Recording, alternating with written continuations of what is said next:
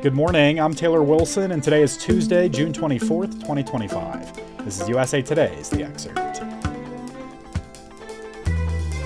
Today, the latest after Israel says Iran breached a ceasefire. Plus, we break down a pair of immigration rulings in court and how cuts to atmospheric research could endanger weather forecasts and lives. Israel's accusing Iran of breaching a ceasefire and says it will respond forcefully. The news came after Israel confirmed earlier in the day that it had agreed to a ceasefire with Iran, which also signaled it was willing to abide by the truce after President Donald Trump urged both nations not to violate it. Israel's defense minister said in the early morning hours U.S. time that he had instructed the Israeli military to respond forcefully to Iran's violation of the ceasefire with high-intensity strikes against regime targets in the heart of Tehran. Meanwhile, a NATO summit kicks off today in the Netherlands. I spoke with USA Today White House correspondent Francesca Chambers late last night to learn more about the ceasefire and how tensions in the Middle East will impact this week's talks. Hey there, Francesca. Hey, Taylor. Thanks for having me. Thanks for joining me, Francesca. So just how will recent strikes, these tensions in the Middle East, and everything that we've seen play out between Israel, Iran, and the United States in recent days, how will this be addressed by world leaders this week? How large will the situation in the Middle East loom over the summit?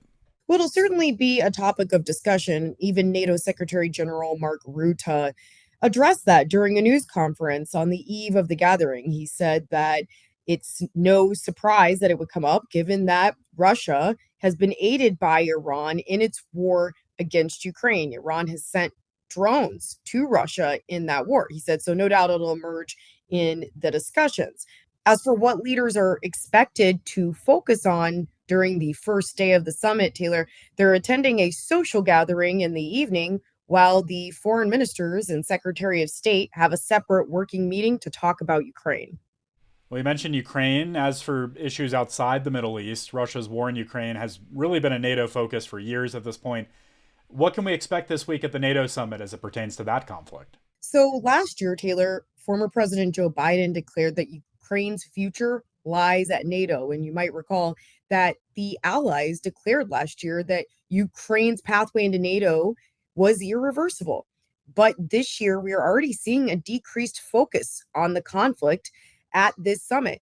The leaders are not going to hold their own NATO-Ukraine Council meeting. Instead, as I was mentioning before, that'll take place at a lower level. Now, that said, Taylor, Rutte, the NATO Secretary General, said that allies would reaffirm their support for Ukraine and that it would still be discussed at a range of meetings, and leaders would also be joined by Ukrainian President Volodymyr Zelensky and his team at different meetings over the two-day summit. This week, allies will approve a new defense investment plan, raising the benchmark for defense investment to 5% of GDP, Francesca. What can you tell us about this?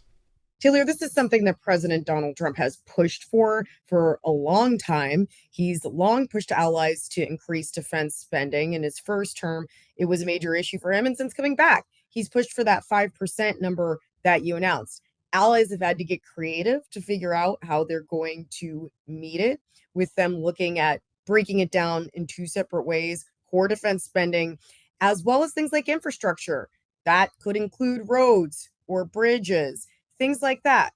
I will also note that President Donald Trump, before leaving for the NATO summit, said he didn't think that the United States should have to meet a commitment that high. He noted that the United States has long spent a lot of money on the NATO alliance. It should be a fascinating next couple of days. Francesca Chambers covers the White House for USA Today.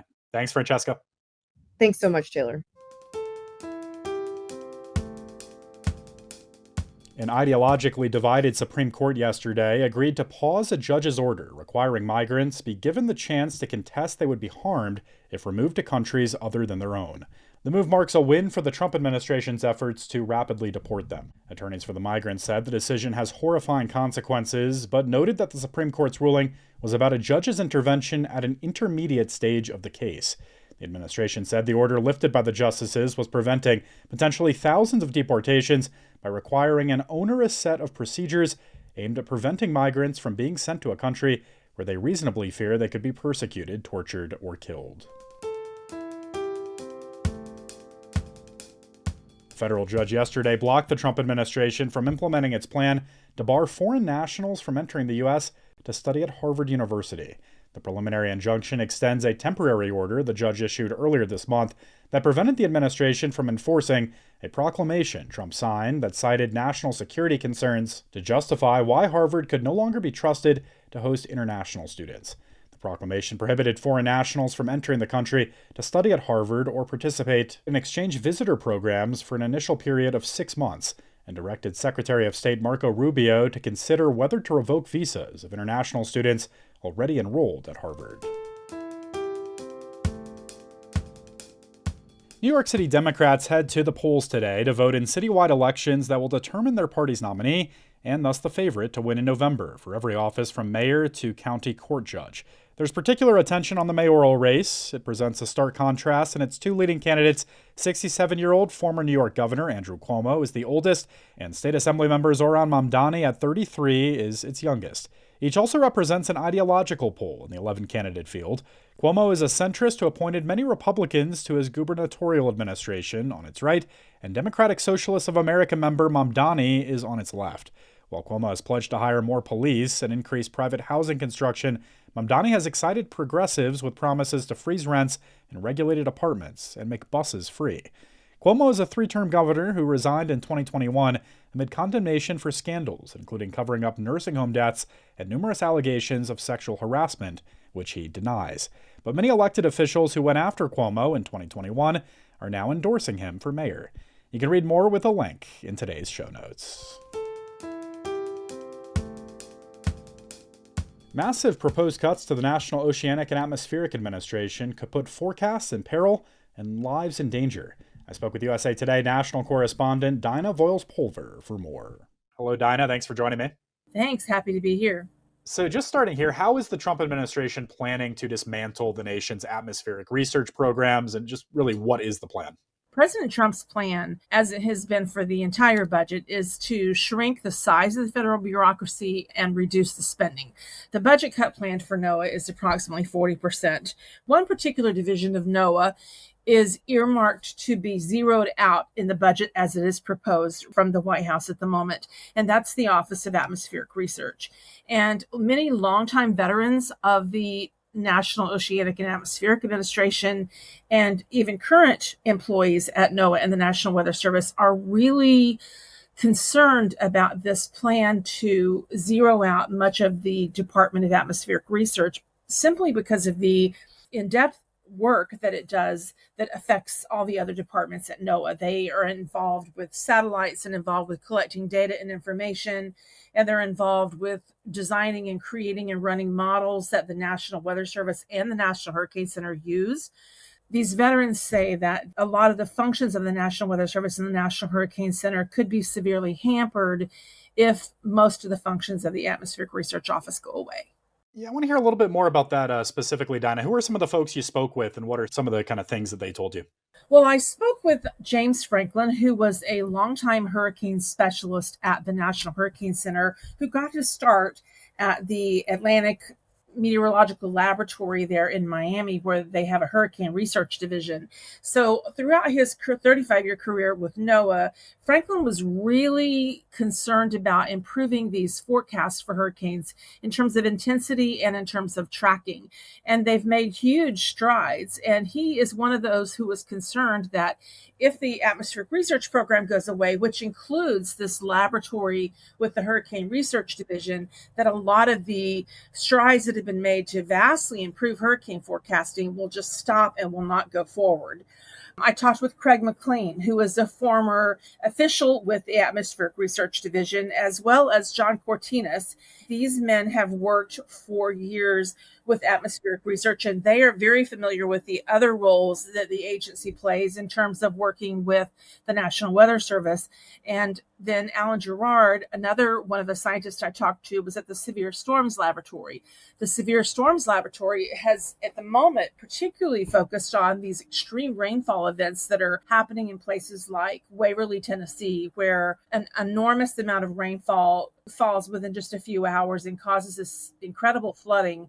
And it's been very difficult for the National Weather Service to get models that have enough resolution to allow them to forecast in advance where a training rainstorm might wind up and how much rain may fall there. And they are really hoping to solve that puzzle. And they believe that they might be able to do that with continued work. And they're afraid that this plan to gut atmospheric research would also cause trouble with this plan to improve the extreme rainfall forecasting. You know, Dinah, in a hearing on Capitol Hill, Commerce Secretary Howard Lutnick defended these proposed cuts. What did we hear from him, and how else is the Trump administration defending them? In his hearing with Congress, Lutnick defended the cuts, and he insisted that they are still well-staffed and able to continue the research and the forecasting they've been doing at the National Hurricane Center, as well as with the National Weather Service. That has been disputed.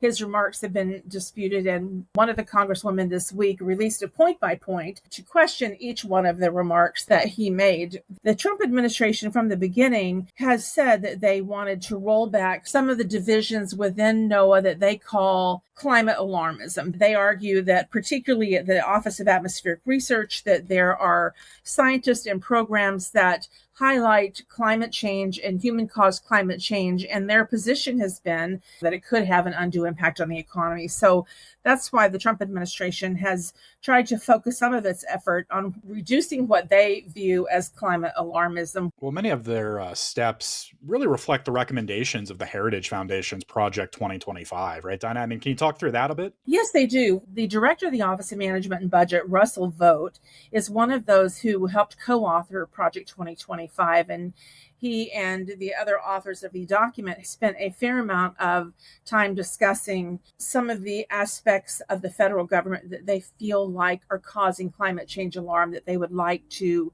see scaled back. Folks can find this full piece with a link in today's show notes. Great insight as always, Dinah. Dinah Voiles-Pulver is a national correspondent focused on climate and the environment for USA Today. Thanks, Dinah. Thanks so much. Thanks for listening to The Excerpt. You can get the podcast wherever you get your audio. And if you're on a smart speaker, just ask for The Excerpt. I'm Taylor Wilson, and I'll be back tomorrow with more of The Excerpt from USA Today.